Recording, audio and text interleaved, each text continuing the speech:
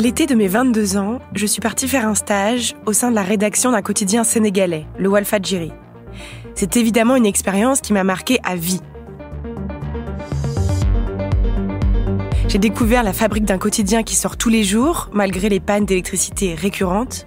Je me suis fait une super copine avec qui je suis beaucoup allée à la plage et j'ai vu les plus beaux couchers de soleil du monde. Et évidemment, j'ai pris 2-3 claques de celles qui forment la jeunesse. Le soir de mon dernier jour de stage, mes chers collègues avaient organisé un pot de départ pour moi. Ils m'avaient même fait un petit cadeau. Je l'ai ouvert et j'ai découvert un petit bateau, une pirogue en bois. Un de mes collègues que j'aimais beaucoup m'a regardé et m'a dit « Nous, c'est comme ça qu'on va en Europe, tu vois, donc on t'offre une pirogue. » Je suis restée silencieuse pendant les quelques secondes qui m'ont paru les plus longues de ma vie. Qu'est-ce que j'étais censée répondre à ça, de pas trop débile et de respectueux? J'ai commencé à bafouiller, babager et à rire nerveusement. Chaque année, en effet, des milliers de personnes quittent la Gambie et le Sénégal sur des pirogues de pêche pour tenter de rallier l'Espagne via les Canaries. Il y a quelques semaines, la marine sénégalaise a porté secours à 82 personnes chavirées d'une de ces pirogues. Mon collègue, lui, semblait trop kiffer de me voir me décomposer et m'a collé une grande claque dans le dos en se foutant de moi. Tu verrais ta tronche dans mes Judith, on t'en veut pas à toi. Juste, ne l'oublie pas. Après ça, on a bu des verres jusque tard dans la nuit. J'ai évidemment conservé cette petite pirogue depuis. La philosophe Hannah Arendt expliquait que le concept de droit n'existe pas en soi. Il y a d'un côté ceux qui ont le droit d'avoir des droits et les autres. Les droits sont hélas des privilèges. C'est ce que cette petite pirogue me rappelle à chaque fois. Mais pourquoi ? Pourquoi est-ce que la mobilité internationale n'est-elle pas un droit universel ? Pourquoi est-ce que nos dirigeants feignent d'être surpris quand un nouveau drame survient, comme quand fin novembre, 27 personnes sont décédées en tentant de rallier le Royaume-Uni par la Manche, alors que leurs politiques sont de plus en plus répressives aux frontières ? Pourquoi laissent-ils délibérément 7000 personnes en errance dans le froid à la frontière polonaise ? Comment Marlène Schiappa ose-t-elle dire être touchée par le parcours des migrants quand tout est fait pour qu'elle et eux finissent par se noyer ou mourir de froid ? Parce qu'en vrai, il se passerait quoi si on ouvrait toutes les frontières, si on vivait dans un monde sans passeport et sans pirogue ? Spoiler alerte, ce qu'expliquent les spécialistes, c'est qu'il se passerait probablement pas grand-chose.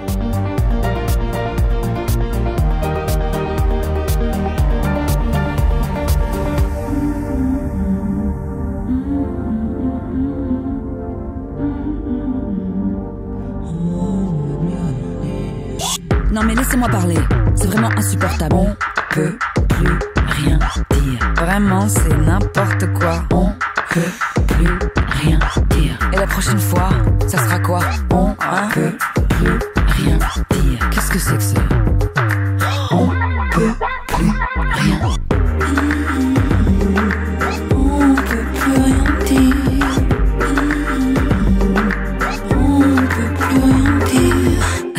On va le dire quand même. Mes chers amis, c'est un immense honneur de vous accueillir au sein de cette 10e édition d'On peut plus rien dire.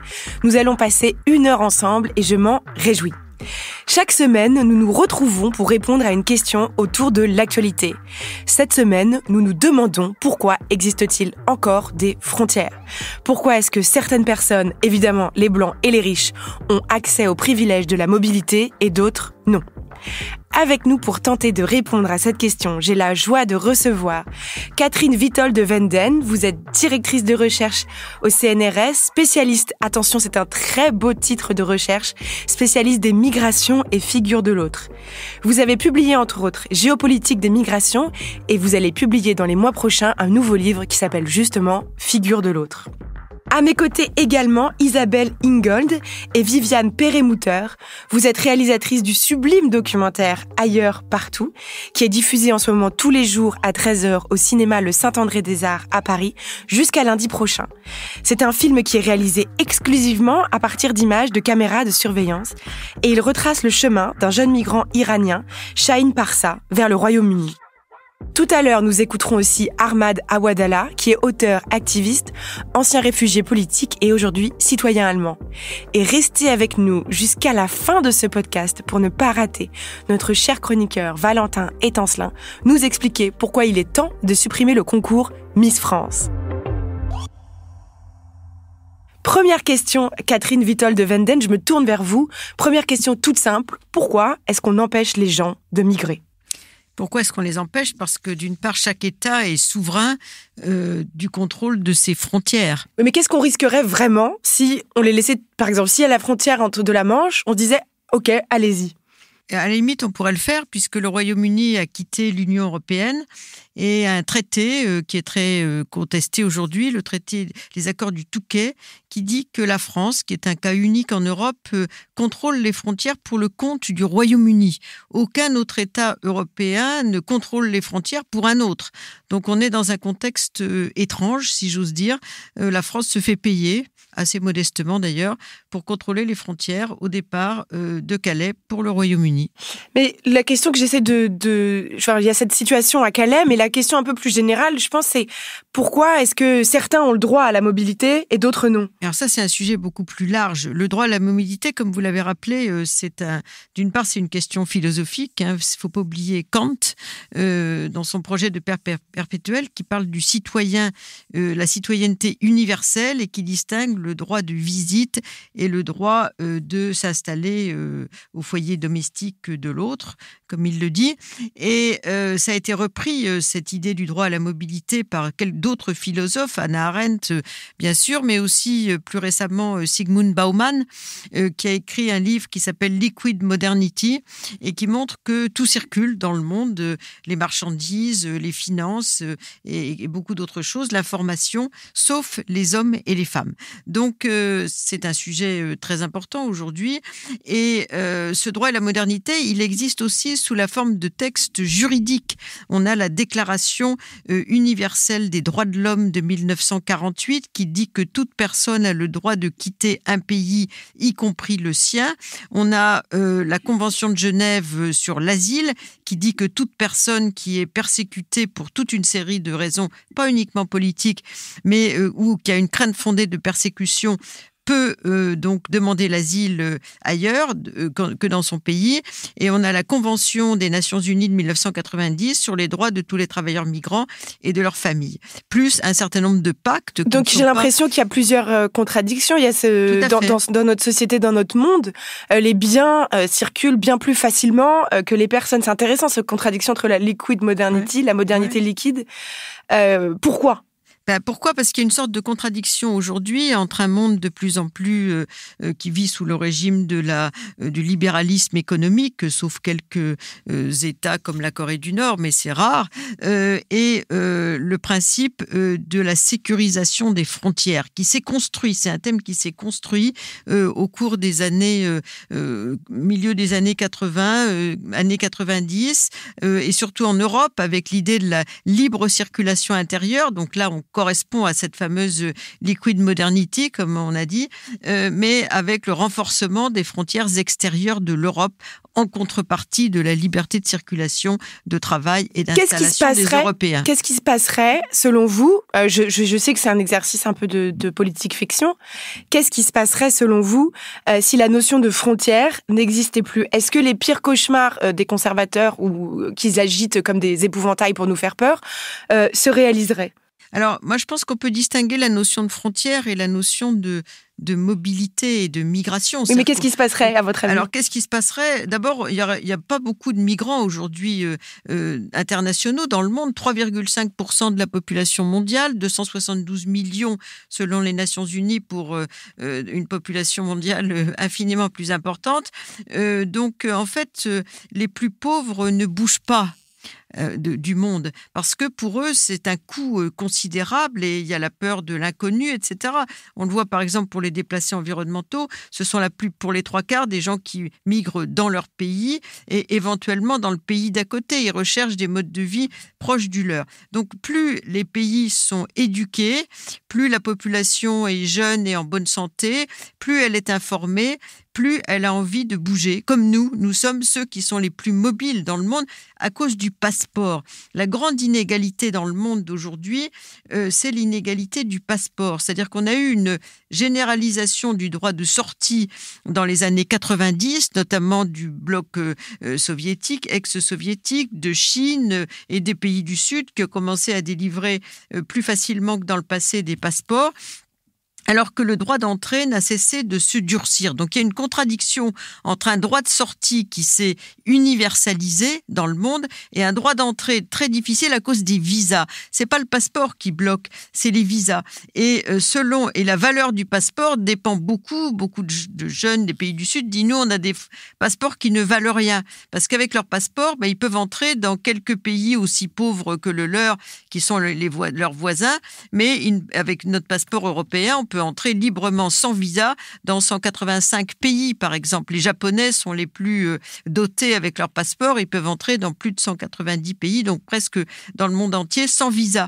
Donc l'inégalité du passeport est une inégalité fondamentale du monde et on ne peut plus imaginer la fin du XXIe siècle avec les 2/3 de la population mondiale qui ne pourraient pas circuler librement. On aura encore plus de passeurs, on aura encore plus de morts aux frontières si on est dans cette inégalité fondamentale.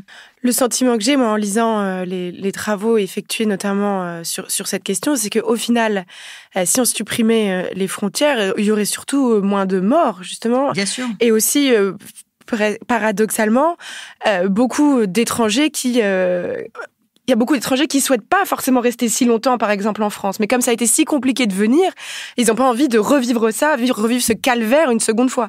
Ce que disent les académiques, c'est que paradoxalement, finalement, il y aurait probablement moins d'étrangers si on laissait les frontières s'ouvrir librement. Mais je me tourne vers vous, Isabelle Ingold et Viviane Perelmutter. Votre documentaire donc est construit exclusivement à partir d'images de caméras de surveillance trouvées en libre accès sur Internet, dans lequel vous retracez le parcours du jeune Shaheen Parsa, qui est un jeune exilé iranien. Comment avez-vous fait la connaissance de ce jeune garçon ? On l'a rencontré, en fait, c'est la première fois qu'on allait en Grèce et on avait un projet documentaire qui s'est pas fait avec un historien français et on était arrivé un peu en avance, on avait loué une voiture et sur le chemin pour arriver à Athènes, on avait choisi d'arriver par la route de la mer, en fait. Et tout d'un coup, à un moment donné, on voit un énorme bâtiment avec plein de gens, un peu comme un bateau avec plein de gens sur le pont. Et on s'approche un peu plus loin et on voit, il y avait des panneaux qui disaient vol intérieur, vol internationaux. Et en fait, c'était l'ancien aéroport d'Athènes qui avait été transformé en camp. Et il y avait deux parties, une partie officielle à l'intérieur, où il fallait une place, où il fallait être rentré avant 22h, et une partie non officielle où les gens essentiellement attendaient d'avoir une place à l'intérieur, où il y avait des tentes et où les gens vivaient dehors essentiellement. Et là où Shaheen, d'ailleurs, a passé sa première nuit dehors.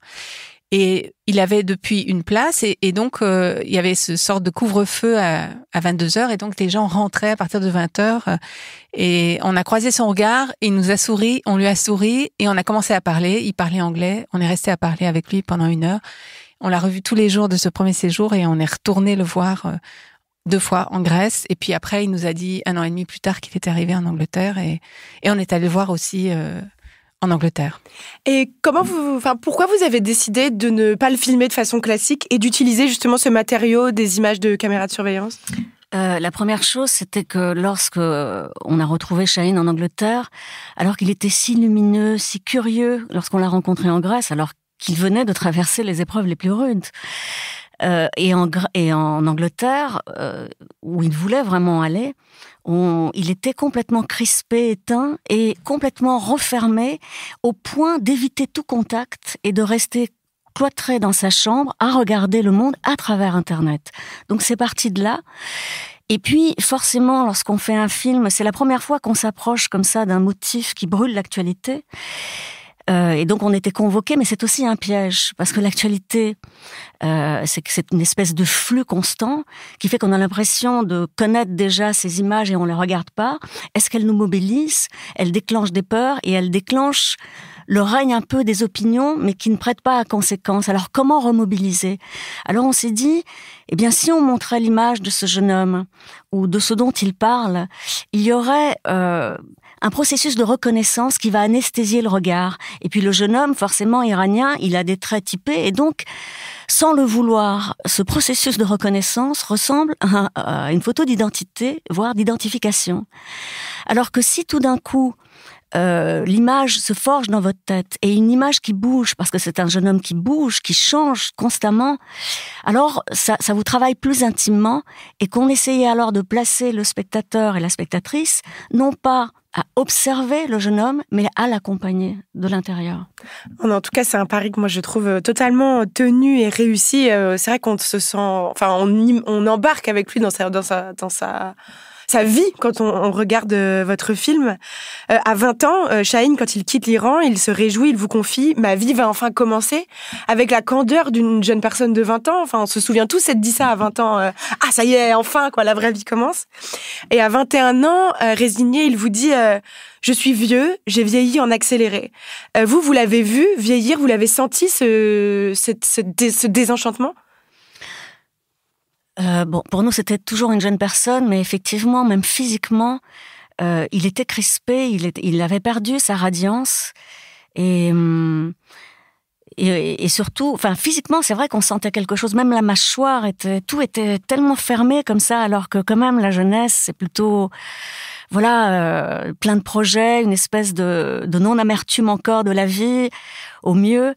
Et il se refusait aussi, par exemple, de vivre des histoires d'amour parce que c'était trop compliqué, parce qu'il n'avait pas d'argent, parce qu'il ne pouvait pas sortir. Il avait une petite somme d'argent, mais très peu, tout juste oui, à peine parce qu'il a passé vivre. 1 an dans une ville au nord de l'Angleterre où il vivait avec la maigre allocation qui est donnée aux demandeurs d'asile.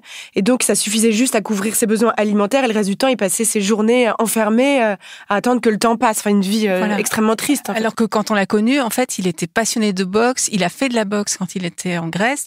Et on le retrouve à Londres, en Angleterre, complètement fermé. L'histoire, c'est qu'en fait, on s'est aperçu qu'il y a différentes dispositions en fonction des pays. Et que ce qu'on croit être bien, parfois se retourne. En tout cas, pour Chahine, ça a été très éprouvant. En Grèce, vous n'avez pas d'argent, mais vous pouvez travailler. Alors qu'en Angleterre, on vous donne un lieu, on vous donne de l'argent, peu, mais vous ne pouvez pas travailler. Et dès lors, pour une jeune personne, mais n'importe qui, mais davantage encore pour une jeune personne, ce temps gâché, ce temps où vous ne pouvez rien faire, ce temps d'attente qu'on a voulu faire sentir, et on le sait bien, on l'a toutes et tous vécu à un niveau ou à un autre. C'est un temps qui n'existe plus. Cette épreuve de l'exil, cette violence de cette traversée, qui en sont les vrais responsables ? Catherine Witold de Wenden, vous avez signé avec plus de 200 universitaires une tribune dans Le Monde expliquant que ce sont les États qui sont responsables de la mort des 27 personnes qui sont décédées récemment en tentant de traverser la Manche. Les États et non les passeurs. Qu'est-ce que ça veut dire ? Il y a des passeurs parce qu'il y a des frontières. Chaque fois qu'il y a une interdiction et qu'il y a une demande économique, parce que c'est très cher aussi le passage des frontières, souvent ça éponge toutes les économies d'une famille ou d'un village pour ceux qui viennent de pays africains par exemple. Et donc l'économie du passage est devenue florissante parce que le passage des frontières est devenu de plus en plus dissuasif, répressif, militarisé. Et puisqu'on parlait de Calais, la réponse des pays européens qui se sont réunis à Calais après la mort de 27 personnes en essayant de traverser la Manche, ça a été on va renforcer le dispositif de Frontex avec des avions qui vont patrouiller autour de la mer du Nord pour essayer de dissuader les passages. Mais ça ne résoudra rien parce que les passeurs vont continuer à exercer leur métier tout à fait fructueux financièrement parce que le passage de les frontières est particulièrement difficile pour des gens qui, avec leur passeport, ne peuvent aller nulle part, sont considérés comme représentant un risque migratoire total.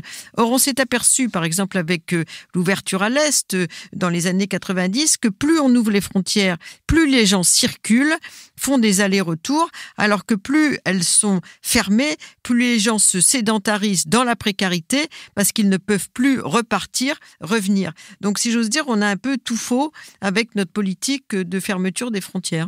Oui, ce qui est fou, c'est que construire des murs ne stoppe pas du tout, en fait, les tentatives de passage. Elle rend juste ces tentatives de plus en plus dangereuses et lucratives pour une mafia qui en profite. Est-ce qu'on peut se relever de cette épreuve de l'exil ? Comment va Chahine aujourd'hui ? Alors, Chahine va bien aujourd'hui et il a une histoire d'amour. Ce qui n'est pas rien non plus. Ça c'est quand même une bonne nouvelle. Parce qu'il n'avait pas la tête à ça, c'était pas seulement une question d'argent. Ça d'argent. veut dire que quelque part, il y a une disponibilité mentale. C'est quand on est obsédé par sa survie, on n'a pas le temps pour l'amour. Exactement, c'est ça. Et disons qu'après après la fin du film, mais qui n'est pas la fin de sa vie justement, et que la fin du film doit ouvrir, il a travaillé dans un takeaway, une pizzeria. C'était rude, et puis ses parents se sont séparés.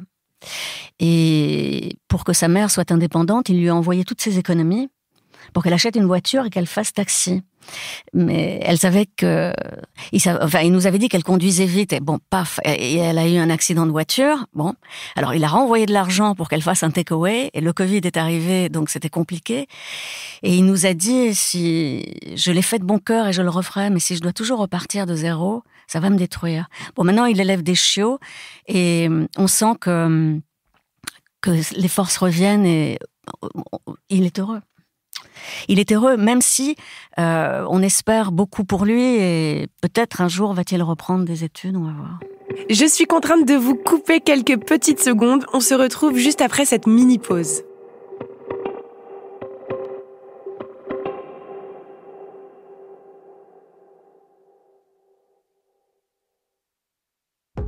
Merci d'être avec nous, c'est toujours « On peut plus rien dire ».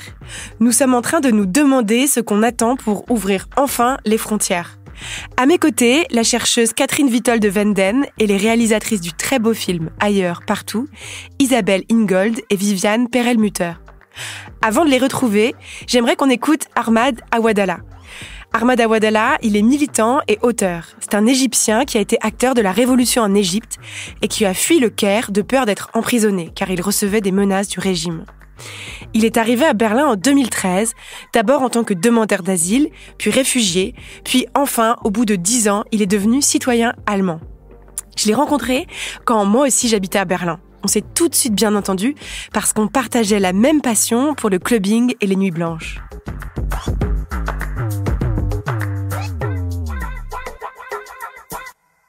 Quand les gens me demandent pourquoi je suis venu à Berlin, maintenant je leur dis pour la techno.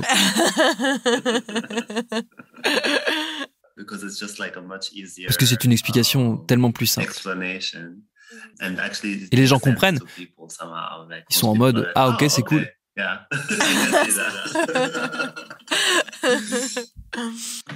En vrai, c'est extrêmement difficile de raconter ma vraie situation à des gens que je viens de rencontrer. C'est une histoire tellement longue, douloureuse, compliquée. La vraie question, c'est pourquoi j'ai dû quitter l'Égypte ? Parce qu'en vrai, mon départ n'avait rien à voir avec Berlin. Pour moi, Berlin a été une chance. En 2013, les choses étaient de pire en pire en Égypte après la révolution à laquelle j'avais participé. Le printemps arabe est vite devenu autre chose.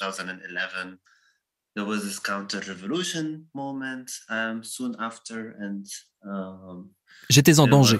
Il y avait une contre-révolution. Je recevais des menaces, mes proches amis ont été arrêtés. Les choses empiraient très vite. Je savais que je n'étais plus en sécurité. Comme je travaille sur la santé sexuelle et les droits sexuels, j'ai été invité à une conférence à Berlin. Cette invitation, c'était mon ticket de sortie. Je me suis dit, ok, cette invitation, c'est peut-être ma chance pour aller en Europe. Et voilà, c'était Berlin. Donc tu savais, quand tu as décidé de partir pour cette conférence, tu fais ton sac et tu sais que tu reviendras pas. Oui, du coup j'avais un super gros sac. Qu'est-ce que t'as pris ? J'ai pris des vêtements, évidemment, des livres. J'ai donné plein de mes livres à mes amis, comme je savais que je reviendrais pas. J'ai pris des photos de mon enfance, des cahiers.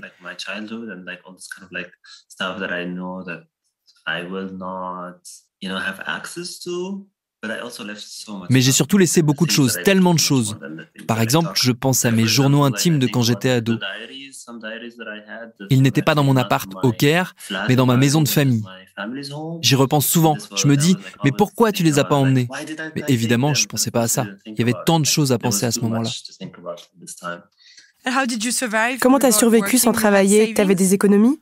Non,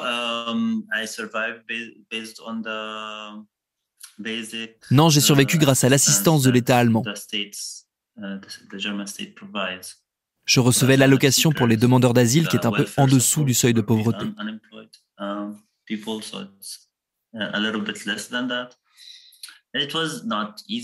C'était pas facile, c'est clair. Mais j'avais pas le choix. Ça m'a donné un aperçu de ce que c'était de vivre dans la pauvreté en Europe.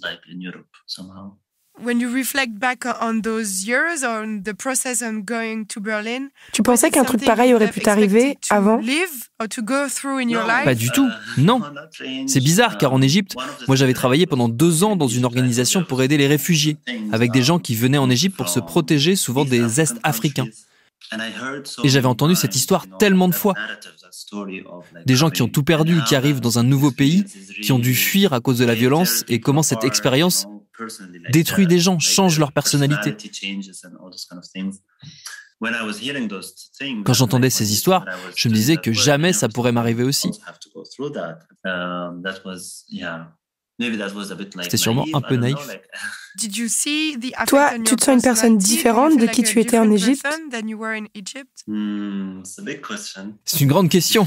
Oui, je pense. Ça fait quelque chose d'être entre différents endroits dans ta tête. N'importe qui émigre d'un endroit à un autre ressent ça. Mais quand tu n'as pas l'option de pouvoir revenir chez toi, tu développes une nostalgie immense qui peut influencer toute ta vie. Tu construis un récit qui n'est plus tout à fait vrai, qui façonne comment tu vois les choses ici. J'essaye d'avoir conscience de ça. Parce que cette nostalgie, elle peut te faire croire que tout était plus beau avant, dans le passé. Et tu n'es plus capable d'apprécier les bonnes choses ici. J'essaye d'en avoir conscience, apprécier la beauté d'être à Berlin et aussi utiliser ma nostalgie d'une façon politique, d'en faire une façon d'analyser le monde, de ne pas me laisser noyer par mes émotions. Ma nostalgie me permet de raconter les nuances. C'est plus compliqué que de dire que l'Égypte c'est mal et l'Allemagne c'est bien. L'histoire est bien plus complexe. Quand tu arrives dans un pays européen comme l'Allemagne, tu te dis que tu vas être en sécurité et que tout ira bien maintenant. Mais c'est là où la nostalgie arrive et complique tout. C'est qu'avoir une vie queer au Caire, c'était dangereux, mais c'était aussi joyeux. Il y avait de la résistance, de la communauté. L'histoire est plus compliquée. Et ici, en tant que demandeur d'asile et réfugié, les choses ne sont pas douces et sécures. Je dois maintenant faire face au racisme et aussi encore parfois à l'homophobie à Berlin.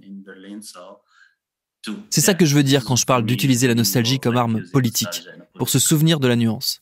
Tu partagerais un truc qui te rend nostalgique? Voler un baiser dans les rues du Caire.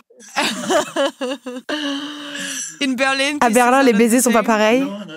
Non, pas vraiment. Je sais pas pourquoi. J'ai écrit un poème quand j'ai pu retourner pour la première fois en Égypte cette année, parce que je viens d'avoir un passeport allemand. J'ai toujours ressenti, quand je parlais de mon désir de retourner en Égypte, ou même juste quand je parlais d'un endroit où je voulais aller ou d'une nourriture qui me manquait, même si cet endroit n'existe plus, j'ai toujours ressenti que les gens autour de moi pensaient que j'étais juste nostalgique du passé. Alors que c'est pas que je voulais retourner dans ces endroits, c'est que je voulais retrouver qui j'étais dans ces endroits. C'est pour cela. C'est à ce moment-là que j'ai écrit ce poème. Savez-vous ce qu'est l'exil? L'amputation de ses racines. Aucune promesse de retour. Si vous connaissez quelqu'un d'exilé, quand il vous parle de son envie, de sa nostalgie, de son rêve de retour, Ne lui dites pas combien les choses vont mal là-bas, combien tout décline. Non, ne lui dites pas. Ce serait comme si vous disiez à une veuve combien son mari était insupportable juste avant de mourir. Laissez-la pleurer sa mort. Laissez-la pleurer sa mort. Être entier, c'est être en morceaux. Le vrai voyage, c'est le retour. Le retour vers les parties de soi, les parties effacées, séparées, sous-estimées. Être entier, à nouveau. On peut plus rien dire. On va le dire quand même. Utiliser la nostalgie d'une façon politique, je trouve que c'est une notion très belle. Alors, je me tourne vers vous, Isabelle Ingon, Viviane Perelmutter. Le pouvoir politique de la nostalgie, est-ce que ça vous inspire quelque chose ?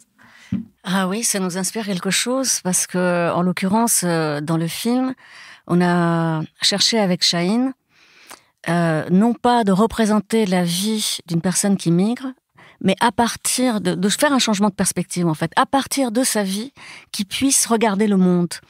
Et la singularité, le charme, la force de ce jeune homme, c'était aussi qu'il était un exilé de partout.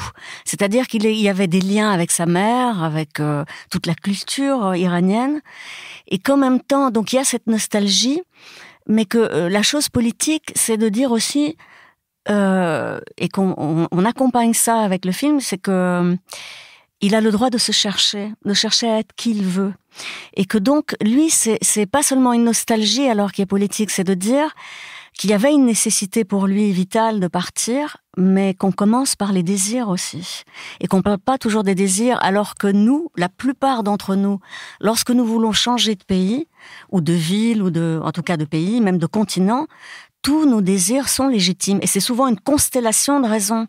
Alors que là, le critère fondamental pour acquérir son statut de réfugié, c'est que votre vie physiquement soit mise en danger.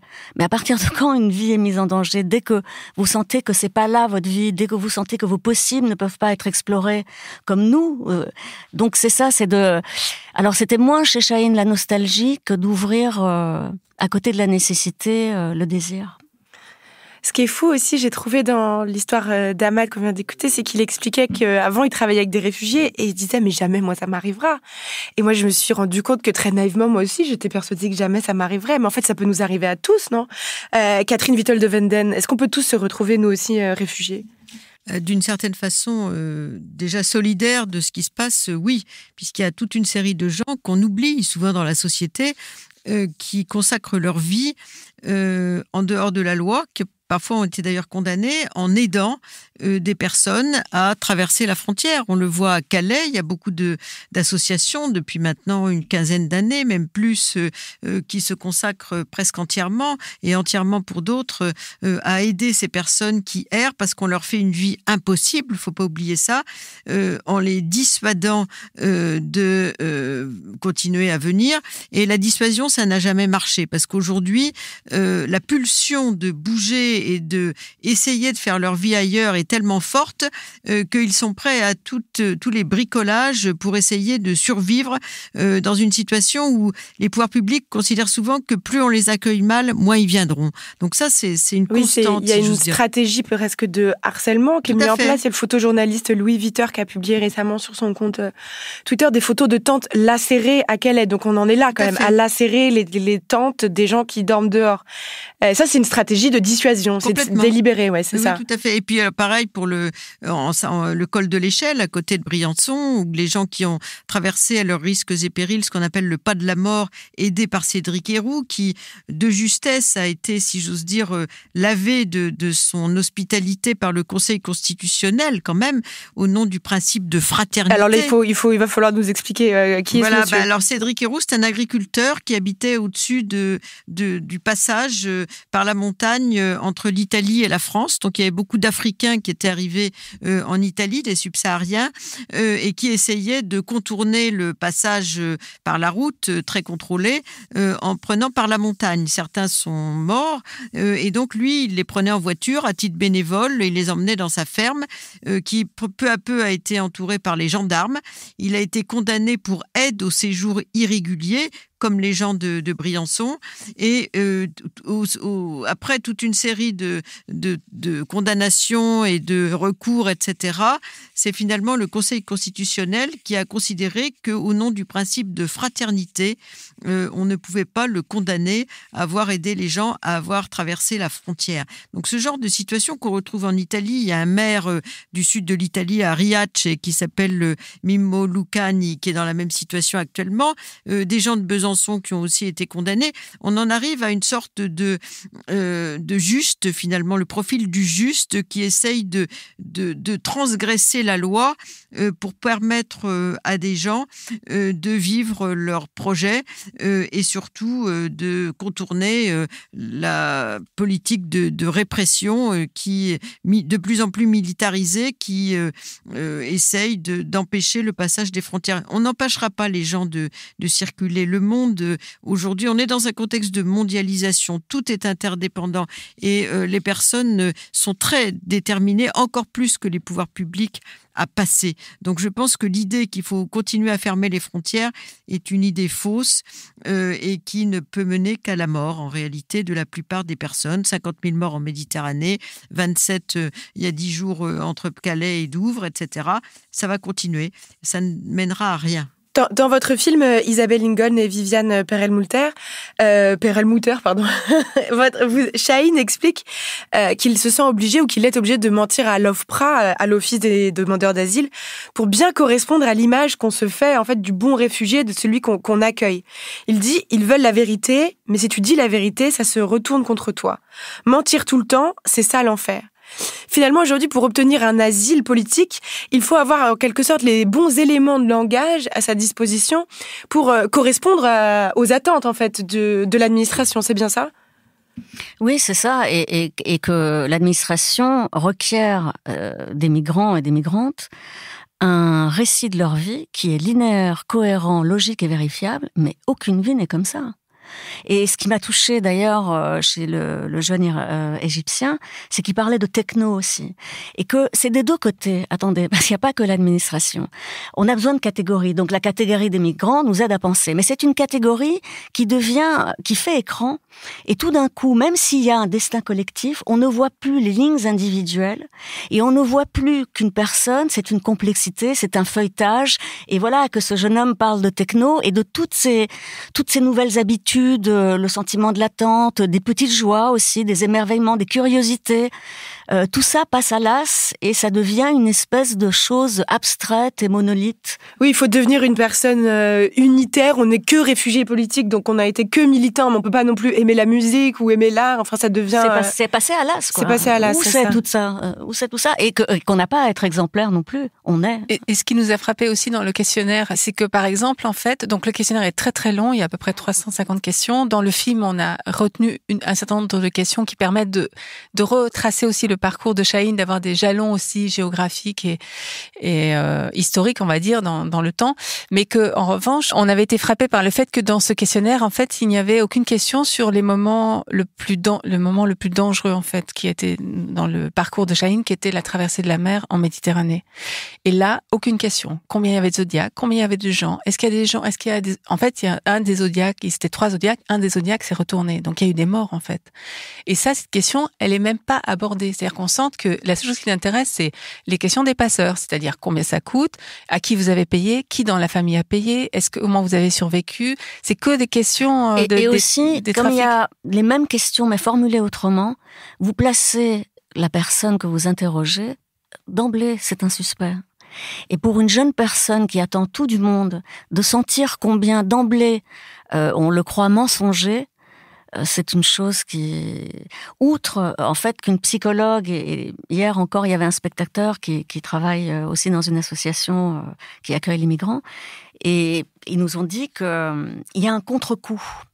C'est-à-dire que c'est pas sur le moment des choses terribles qui ont été vécues, c'est bien après, ce qui expliquait aussi que Chahine se soit en Angleterre, et qu'en fait, il y a beaucoup de gens qui, une fois obtenu leur papier, se suicident.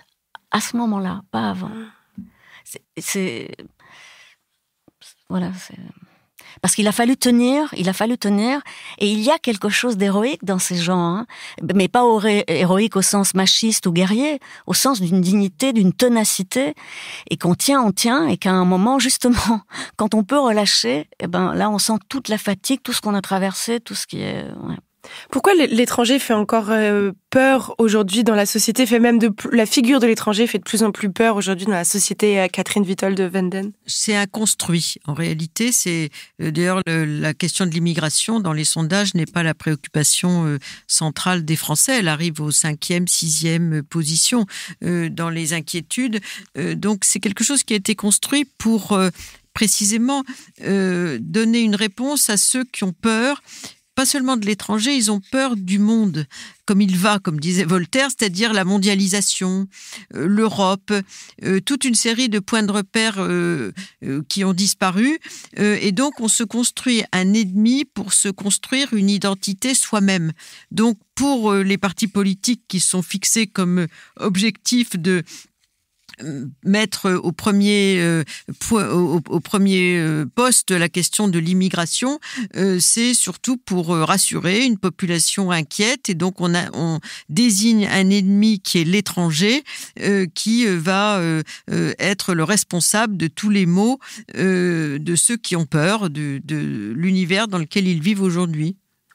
C'est finalement la fluidité du monde dont vous parlez tout à l'heure qui fait peur, et donc on a besoin de se trouver un bouc émissaire. Oui, presque. Tout à fait, mais c'est une vieille, disons que c'est une vieille thématique. Il ne faut pas oublier que la xénophobie, on avait et le thème aussi du monde qui était mieux avant, etc. C'est un vieux thème qui a plus de 100 ans d'âge. Hein. Donc on reprend toute une série de thématiques, même celui la fin de l'Occident, le thème du déclin, etc. À cause de gens venus d'ailleurs, c'est un thème qui a été utilisé comme ressource politique pendant plus d'un siècle. Alors qu'en réalité, comme vous le soulignez, au 19e siècle, il y avait 10 millions de migrants dans le monde. Aujourd'hui, ils sont 3 millions. Donc finalement, il y a de moins en moins de migration et d'étrangers dans les pays. 3,5% de la population mondiale, c'est pas beaucoup, c'est-à-dire 272 millions pour un monde de près de 8 milliards d'habitants, c'est très peu en réalité. Donc, si on ouvrait les frontières, puisque c'était la question que vous posiez au début, en fait, les gens commenceraient à bouger, mais au bout d'un certain temps, on aurait des allers-retours, etc. Une situation beaucoup plus calme que celle que l'on a aujourd'hui, avec des phénomènes de blocage, donc avec des passeurs, des risques mortels, etc. Et économiquement, on est perdant. Parce que si toutes ces personnes, au lieu de les empêcher de venir, on favorisait leur mobilité, on aurait une situation économique bien plus prospère dans les lignes de fracture du monde que sont par exemple la Méditerranée. Parce qu'en réalité, l'immigration crée des richesses. Parce Tout à fait. C'est ça, les personnes migrantes envoient de l'argent à leur famille, donc ça les enrichit. C'est l'inverse du cliché où on a l'impression que c'est une charge pour la société. Tout à fait. Toutes les études, dont une récemment sortie par l'OCDE, montrent que l'immigration rapporte plus qu'elle ne coûte, parce que les migrants viennent pour travailler. On l'a vu pendant un certain temps. Certains, comme demandeurs d'asile, ne peuvent pas travailler, mais ensuite, s'ils ont un statut, et même s'ils n'ont pas, d'ailleurs, ils se mettent à travailler. Donc, en fait, ils travaillent, ils sont consommateurs, donc ça crée des impôts indirects. Souvent, ils payent des impôts, surtout s'ils veulent se faire régulariser. Ils ont intérêt à être très, très clean vis-à-vis du paiement de toutes ces taxes, etc. Donc, l'immigration rapporte économiquement et ça crée de l'emploi qui crée aussi une croissance économique. Donc, on choisit le politique contre l'économique aujourd'hui dans le contexte dans lequel on est, parce que les décideurs sont persuadés que l'opinion publique ne veut pas d'immigration, alors qu'il y a toute une série de gens qui aident les migrants, etc.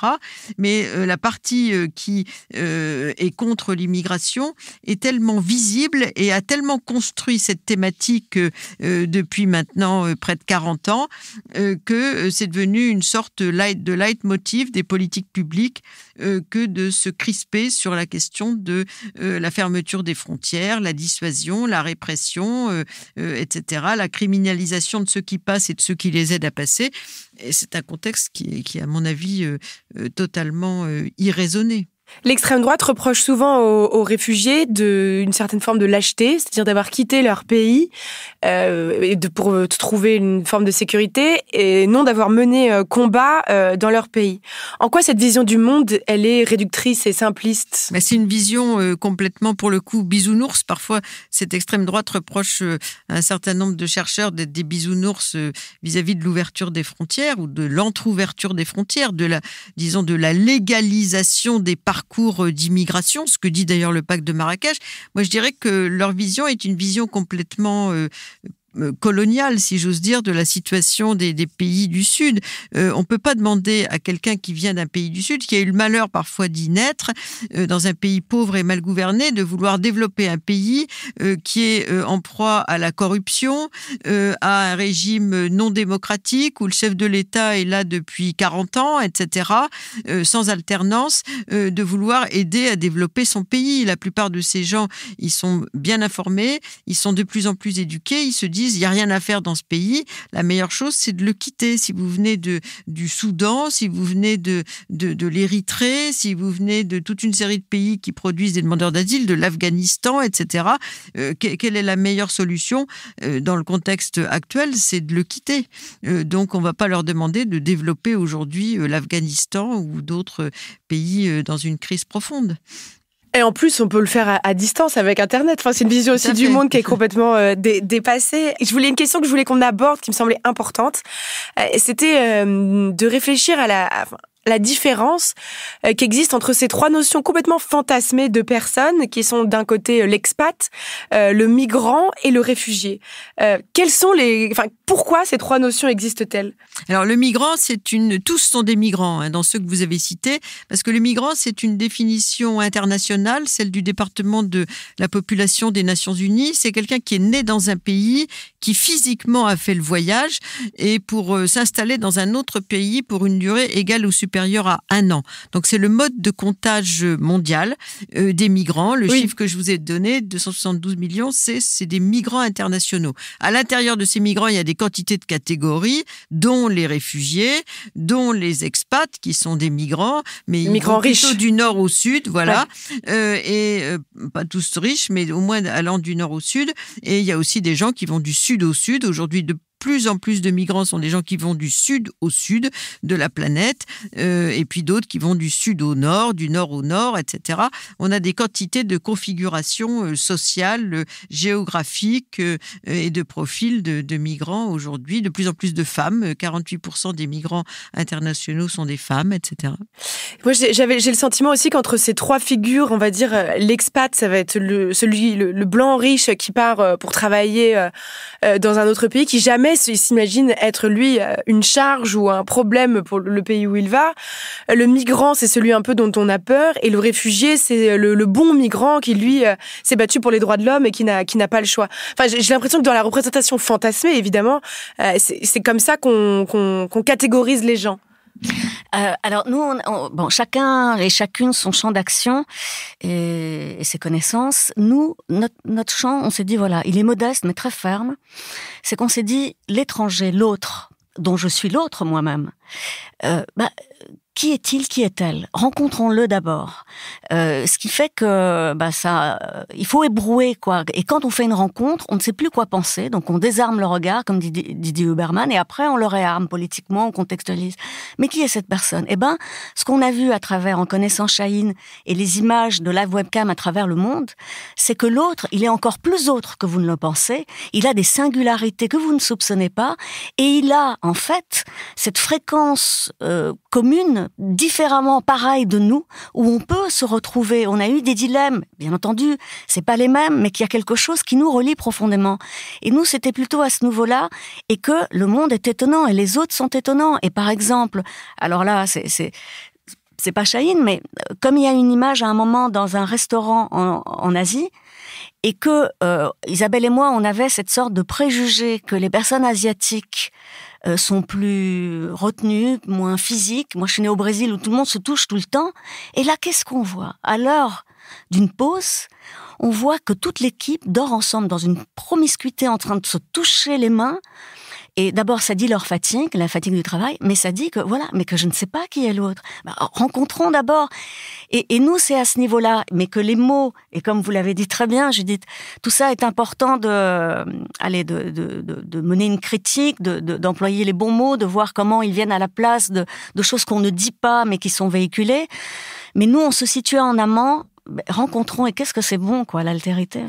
Et dans le genre qui va nous aider à désarmer notre regard, j'accueille notre ami Valentin Étancelin. Salut Valentin. Salut Judith. Alors toi, tu penses qu'il faut interdire le concours Miss France ? Exactement. Et t'as bien raison. Vois-tu, comme chaque année, de bon matin, je me suis rendu tout guiré chez TF1. Le mois dernier, à la très attendue conférence de presse de notre plus estimé concours de beauté. Attention, ce qui suit est surréaliste. Bien installés dans les fauteuils en cuir de l'auditorium, mes quelques confrères, consoeurs et moi-même avons eu le privilège de voir défiler devant nos petits yeux ébahis la vingtaine de prétendantes au trône, en chair et en os.